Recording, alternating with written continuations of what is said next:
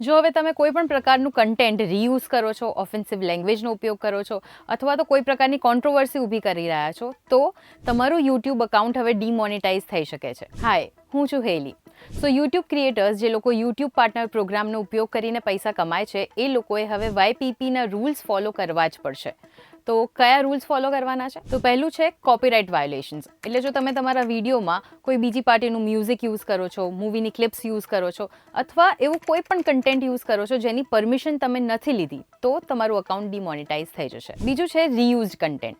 એટલે જો યુટ્યુબ ઉપર કોઈ એક વિડીયો હોય કે એની અંદરથી તમે કોઈ એક નાનકડી ક્લિપ લઈને યુઝ કરી રહ્યા છો, જે ઓરિજિનલ કન્ટેન્ટને વેલ્યુ આપ્યા વગર તમે યુઝ કરો છો, તો જે યુટ્યુબ છે એ તમારા કન્ટેન્ટને રીયુઝડ કન્ટેન્ટની કેટેગરીમાં નાખી દેશે અને તમારું મોનેટાઇઝેશન રોકી દેશે. ત્રીજું છે ઓફેન્સિવ લેંગ્વેજ. એટલે જો વિડીયોમાં અભદ્ર ભાષાનો ઉપયોગ કરવામાં આવ્યો હશે અથવા કોઈ પણ પ્રકારનું ઓફિશિયલ કન્ટેન્ટ તમે યુઝ કર્યું હશે, એ પછી ઓડિયોમાં હોય કે ઇમેજીસમાં હોય, તમારું જે મોનેટાઇઝેશન છે એ રોકાઈ જશે. વિઝ્યુઅલ ગ્રાફિક કન્ટેન્ટ એટલે હિંસક વિઝ્યુઅલ્સ.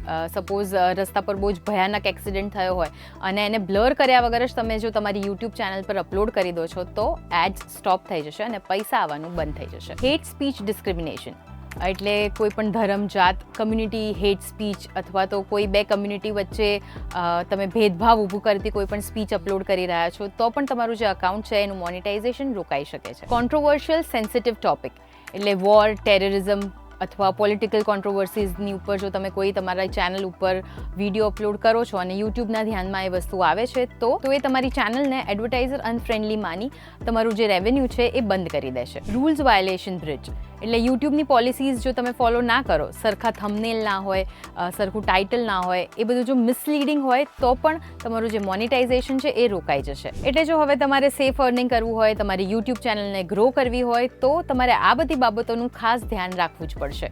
અધરવાઇઝ તમે એમાંથી કમાઈ નહીં શકો. સો તમારા જેટલા પણ ક્રિએટર ફ્રેન્ડ્સ છે એમની સાથે ચોક્કસ આ વિડીયો શેર કરી દેજો, જેથી કરીને એમનું મોનેટાઇઝેશન રોકાઈ ના જાય.